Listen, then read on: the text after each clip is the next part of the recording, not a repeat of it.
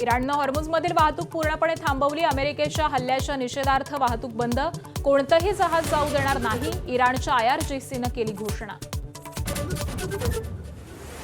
मोशीमधल्या दुर्घटनेत 9व्या कामगाराचाही मृतदेह सापडला. 14 जणांना सुखरूप वाचवलं. 81 तासांनंतर शोधकार्य थांबवलं. दोषींवरती कारवाई होणार का याकडे लक्ष. अकोल्यात सोयाबीन न उगवल्यानं बूस्टर आणि रवी सीड्स या 2 बियाणं कंपन्यांवरती फौजदारी गुन्हे दाखल. 1000 शेतकऱ्यांकडून तक्रार. अमरावतीनंतर अकोल्यात थेट कारवाई. नंदुरबारच्या शहाद्यातल्या समाज कल्याण विभागाच्या वसतिगृहात जेवणातून 22 विद्यार्थ्यांना विषबाधा. 8 विद्यार्थ्यांची प्रकृती चिंताजनक. जिल्हाधिकारी पोलीस अधीक्षकांनी दिली वसतिगृहाला भेट.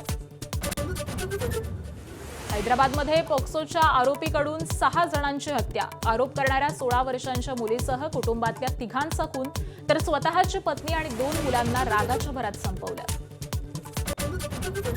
ज्ञानोबारायांची पालखी रात्री 11:30 वाजता सासवड नगरीत दिवे घाटात रस्त्याचं काम सुरू असल्यानं झाला मोठा विलंब. तुकोबारायांची पालखी लोणी काळभोरमध्ये. व्हिएतनाममध्ये प्रवासी बोट उलटली. 15 भारतीयांचा मृत्यू. बोटीवरील 36 पैकी 21 जणांना वाचवण्यात यश. सर्व पर्यटक तेलंगणा आणि आंध्र प्रदेशातील असल्याची माहिती. अली खामेनेई आणि इतर नेत्यांच्या हत्येचा बदला घेणार. खामेनेईंच्या दफनानंतर मोस्तबांची धमकी. अमेरिकेला मदत करणाऱ्यांनाही ठार करणार असा इशारा. इंग्लंड विरुद्धच्या 5व्या T20 मध्येही भारताचा 56 धावांनी पराभव. वर्ल्ड कप जिंकल्यानंतर सलग 6 T20 सामन्यात भारत हरला. सलग 2 मालिकाही व्हाईट वॉशनं गमावल्या.